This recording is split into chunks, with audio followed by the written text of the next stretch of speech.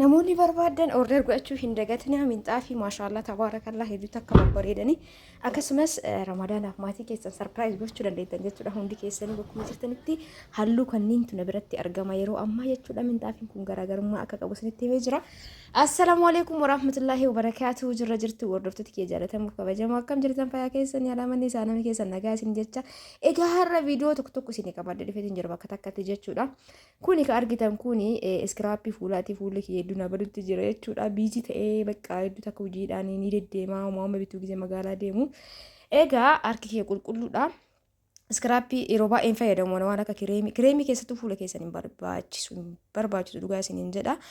Kireemii osoo hin taane iskiraappii yeroo tokko takka fayyadama. Iskiraappii sanuu ka ruuzaatii fi ka aannan irraa hojjetamu. Kun amma ka firuutti yookaan akkuma suurarraa argitan san jechuudha. Waa hedduuf keessaa qaba. Wanta keemikaala baay'inaan ka keemikaala qabu fayyadamuu hin barsiisna fuula keessanii. Kun ka firuutti akkasumallee paa'oon irraa ka hojjetame ruuza aannan. Waan akkasiisan irraa jechuudha. Wanni isaa dubbisaa gizee bitattan wanni inni irraa oomishameen jechuudha baay'inaan. Egaa akkan isiniin jedhaa fuula kiyya gadi qadhee isin jira akkanatti dibadha bakka hunda isaatu haga mana sirreessee waan tokko tokko waliin kan laallu ta'a. Hanga dhuma viidiyoo kanaatti na waliin tura laayikii sheerii gochuu hin dagatina. Egaa walumaan kan hojjennu ta'a maal hojjetu akka jedhu na waliin tura. Kunoo dibadheetiin jira bakka haga tokko jechuudha. Fuulli hedduu takka na gurraachatee amma mana kana walumaan sirreessana jechuudha hordoftoota kiyyaa. Akkuma argaa jirtan kana ganama bunni dhugamee ciree nyaatamee jira mana sirreessana jechuudha hojjumaanii. Yeroo takka oolmaa viidiyoo tokko tokko illee isiniif hojjedha inshaallah.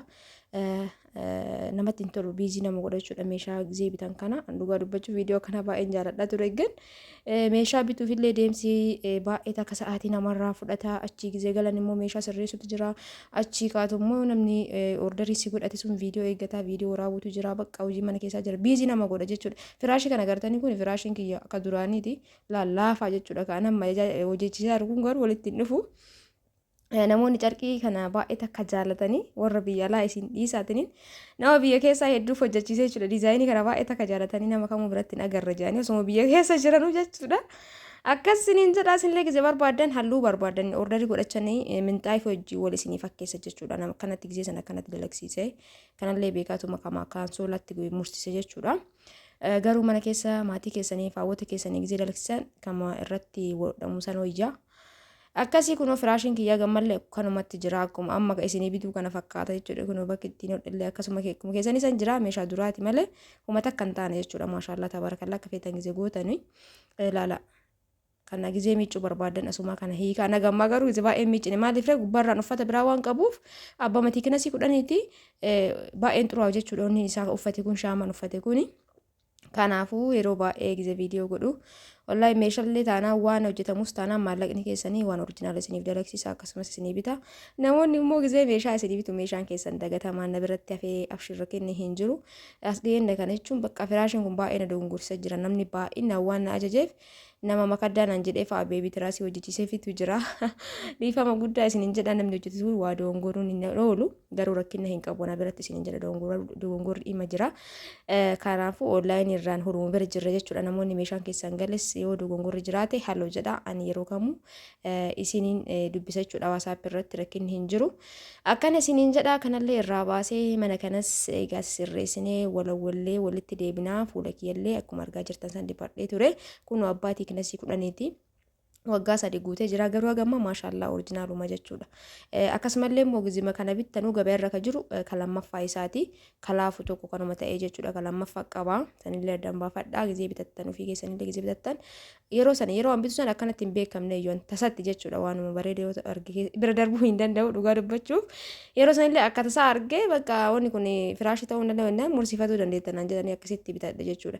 Kanallee gizee isinii bituu eegalu namni kana naan jedhee na ajajee hin jiru firaashii moo boora sanii naan jedhanii garuu waan bareedaa ofii kiyyaa waan an argeef jecha nama kanaafillee maaliif kana hin binne jedhee guyyaa jalqaba firaasha kana bite jechuudha akkasii bite eegas booda immoo isumaan itti fufee jechuudha waan gaarii tokko waan beekturraa nama barsiisuu nama qooduun keerii qabdi malee uummata akka rakkina hin qabu.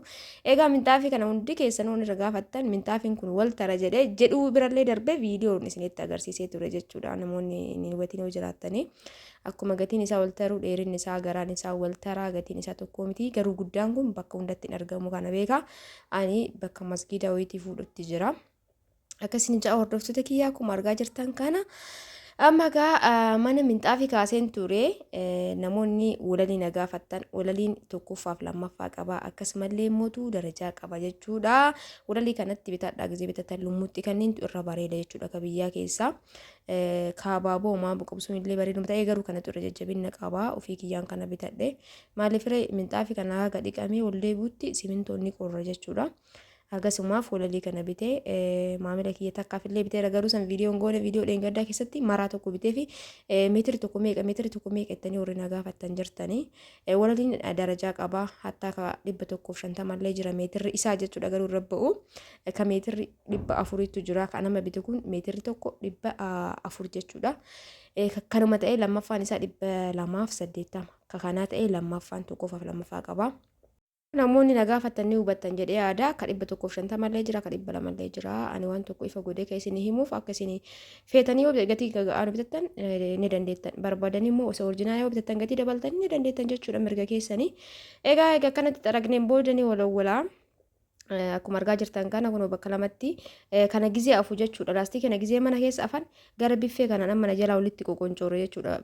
Aduu sirriitti keettanii eeginni baqeen booda mana irra gadi aftan malee an fakkeenyaaf ka garanaa kun sirriitti naa diriiree gizee afnu garuu dafnee irra kennee walitti qoqoncoore jenneetiin biffee irra kennee eega jenneen booda garaa maa diriirsinu walitti susun ture jechuudha garachi aanuun. Egaa xarageen booda mana keenyanii walawwalanna saniin booda faa goonee bunallee kan danfisnu ta'a. Hanga dhuma viidiyoo kanatti na waliin turaa isiniin jira hordoftooti dhugaa dubbachuuf hedduu akkasii yaadee jira viidiyoo akkanaa hojjedhee hin beeku. Akka isinitti hin dheeranneef daqiiqallee ariifachiisa saniin booda waliin kan turru ta'a.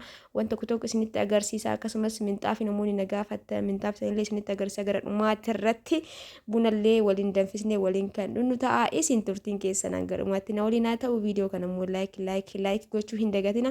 Laayikii gizee takka godhaa isiniin jedha sabskiraayib illee godhaa yaada muraada keessanillee barreessuu hin dagatina.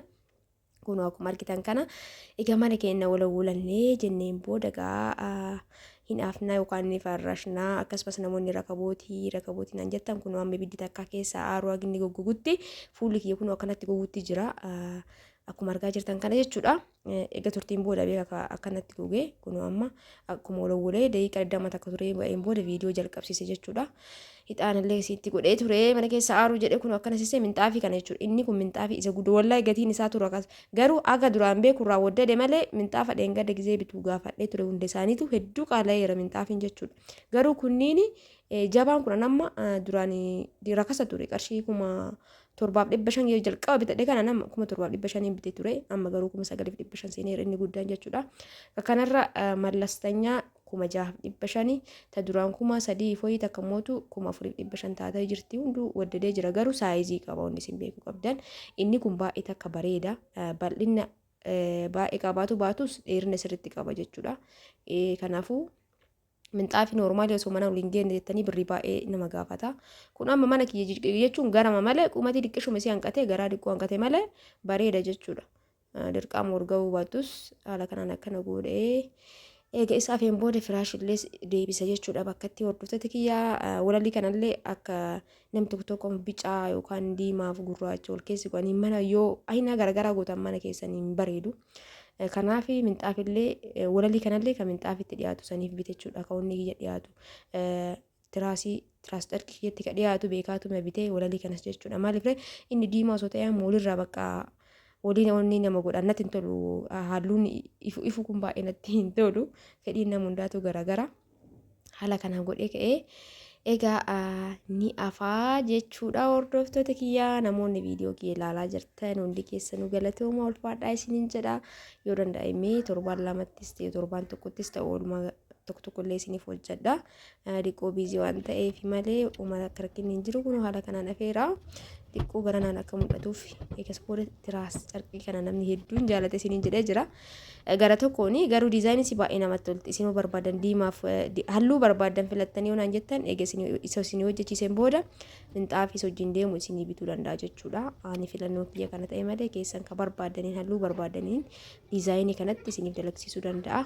Egaa kun fuulli kiyya hedduu akka dadhabee jira na fuure jechuudha. Ogummaa tana walawwalee xaragee firaashii kan walii gadi godhatti egas booda harki kiyya dhiqamee qulqulluudhaan makana maasaaj godhee ofirraa dhiqaa wanni kan iskiraappii kan hundi keessanuu fayyadama baay'ee wanna akkana kan wanna mana keessa fayyadame yeroo baay'ee ruuza akkasumas talbaa uumamaan fayyadama fuula kiyya garuu haga meeshaa bitu kana biizii ta'e dhugaa dubbachuu fayyadamee hin beeku sanumaaf amma iskiraappii bitadhe jechuudha maashaallah kun dhiqadhee akkanatti jira fuula isiifas hin nabadutti jira akkuma argaa jirtan kana aduu adaamanii beektanii ani mootu izee meeshaa bituu gabba'u wallahi hedduutti dhiphaadha gizee gabbuu bakka takka akka namaa bitee deebi'uun beeku sirriitti addaan baasee ilaaluu malee jechuudha. Egaa akkana isin jedhaa kun dhiqadhee uffata illee jijjiiradhee tiniin deebi'ee dhufeetiin jira hordoftoota kiyya kana fakkaataa baay'ee akka namatti tola iskiraappiin itti aansee looshinii kanallee fayyadama hedduu bareeda. Ani garuu dhugaa dubbachuu fuula keessan gargara baaziliinii yookaan dibata oliivaa fayyadama fuula keessaniif ani isaan lamaan tunatti tola garuu harka luka keessan looshin tunis baay'ee akka bareeda isin oriijinaala yoo taate oriijinaala feekii qaba garuu akkan isin jira hordoftoota kiyya akka isinitti tole abdiin qaba kunu kana fakkaata egas booda mootu minxaafi isinitti agarsiisa viidiyoo birallee kan nyaataa waraabee ture garuu natti hin tolle viidiyoo ni dheerataa yuutuubii kiyya waan ta'e hin beeku jedhee rifadhee ture garuu alhamdulillah amma naasirraayetiin jira mee kanallee itti gadhiisee ilaala kunoo isiin tuni jiddu galeettiidha minxaafiin tuni 2-3 garaan isii 2 qumatiin isii 3 jechuudha kiyya sun 2-4 garaagarummaa hedduu qaba gizee makkana ol fuudhuu iyyuu jechuudha mee tokko ni jira namoonni halluu nagaafattan halluu diimaan kun jira kunoo maashaallah hedduu akka bareeda garaagarummaa hedduu qaba isin jedheera dheerinaaf qal'ina irree qofa osoo hin taane kalaafuuf ka jajjabaatu jira minxaafi kana gizee bittan tokko kana amma jiru namni ordarii godhachuu barbaadan inni lammataa immoo isa kana jechuudha halluma akka kiyyaa kanaan ta'e isa diqqaa 2-3 jechuudha diqqaa isin jedhu garaagarummaa meetira tokkooti garuu maashaallah hedduu bareeddi isa lammata kana jechuudha ordarii godhachuu dandeettanii lakkoofsa kiyya sirraa haga dhumaa dhageeffattanii dhageettanii lakkoofsa gizee jettan viidiyoo sirriitti dhageeffattan viidiyoo keessatti ni dhageettanii inni kun guddaadha kunoo gizee mana ol fuudhuu hubachuu dandeettanii kunoo halluu kana jechuudha diqqoo ejersi mana keessa haaraa waan jiruuf namni baay'een koornisiisi jala gurraachatamaa aarsi ta'uu jettan ejersi dhugaa dubbachuuf an baradheera hedduu takka jaaladha waan mana keessa aaru malee manni manatti hin fakkaatu minxaafiiwwan kun hundi isaaniitu ka turkiiti halluu kanatti amma kun fakkeenyaaf isa guddaadha namoonni barbaadan laftanii heeloo jechuu dandeettan jechuudha halluu kana yogguu barbaadan minxaafii kana yoo filattan tiraas carqillee yoo ka firaashallee yoo barbaadan ka kana wajjin deemu buletti isinii dalagsiisa jechuudha agartanii hedduu guddaadha kama akka kiyyaasan jechuudha 2-4 kun kana fakkaata halluun isaallee bareeda akkuma argaa jirtan kanatti egaa kana fakkaata isin jira hordoftoota kiyya kun ol fuudhu namatti ulfaata akka kaawwan homasan ol fuudhu sana agartanii kun immootu akkasuma meetira takka saniif diqqoon ulfaata jechuudha dheerina qaba egaa inni kunillee kun 4-2 garaan isaa 2 dheerina isaa 4 ka turkiitii hundi isaaniitu kanaaf hundi keessan order godhachuu hin dagatinaa viidiyoon kiyya kana fakkaata ture akkasinitti tole abdiin qaba laayikii godhaa isin jaaladha isin kabaja halkan gaarii keessanaa bulaa baay baay